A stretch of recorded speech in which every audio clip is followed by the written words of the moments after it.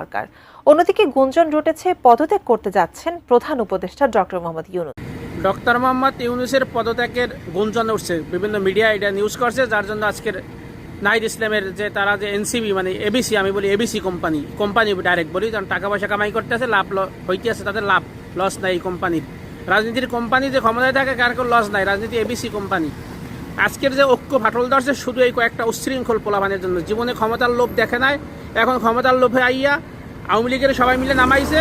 এখন কয়েকটা পোলাপান আর কিছু সংখ্যক উচ্ছৃঙ্খল লোকজন নিয়ে বিএনপির গলা পাড়াই ধরিয়ে তারা এখন আইতে প্রধান দলই তারা সরকার গঠন করবে, এই চিন্তা ভাবনা করে তারা চলতে আছে। কিন্তু এখানে ঐক্যর ফাটল ধরছে। দেখেন, এই গুঞ্জন আগামীতে সত্যও হইতে পারে যে বিএনপির সাথে এরকম যদি তারা বেপরোয়া আচরণ করে, বেদবি করে, বারবার বেদবি থেকে এই এনএসসি কোম্পানিকে বেরোয় যেতে হবে।